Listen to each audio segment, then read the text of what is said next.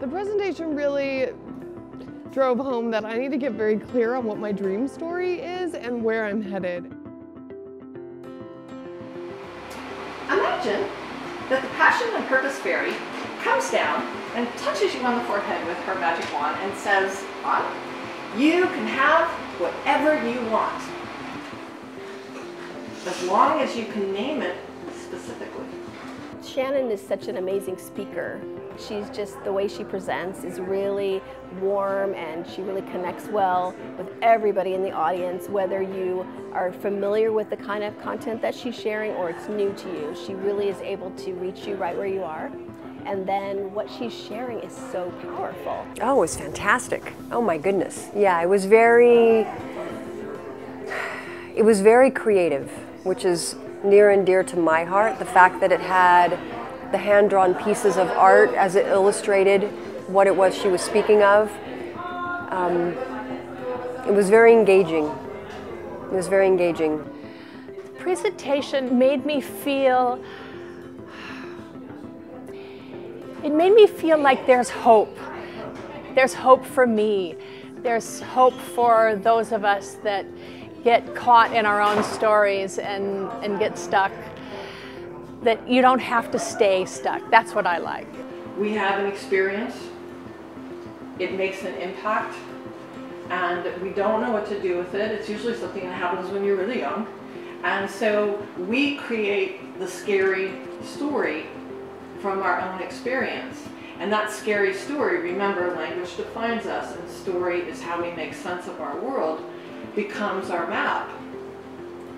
But here's the thing, the map is not the territory.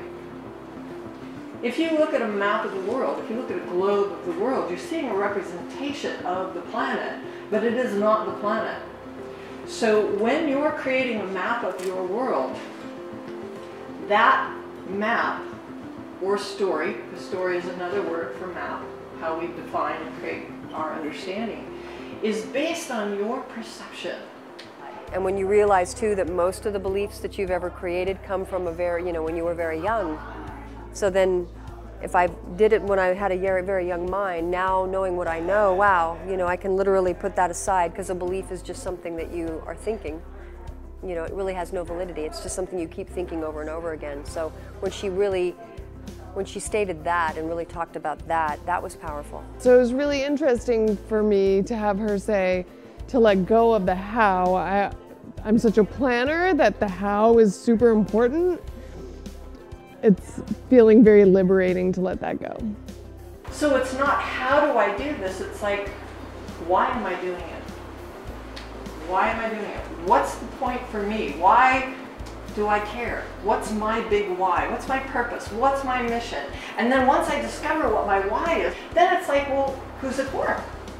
And what are we gonna do? And who else is there?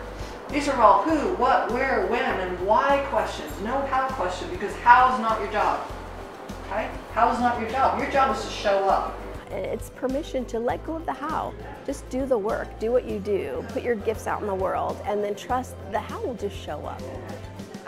I feel like Shannon has an intuitive sense into how people approach problems and what solutions would work for them. She's very prepared, she's an expert, and she brings herself. And you put all those things together and it's really magical, because she's got just the real science behind what she does, but also the feeling and emotion, and that's what makes it real. How many of you have a dream story that fits the giggle factor? Awesome. One of her huge powers is the ability to listen to somebody's story and hear where they're getting stuck and identify where they're getting stuck. And she's brilliant at that. She really knows the puzzle, how to move the pieces around and use words to help them figure out the answer, even though she already knows the answer. That's really her superpower. She really is intuitive, and she sees people. She really sees them and can help them surface their own answers. Very, very powerful.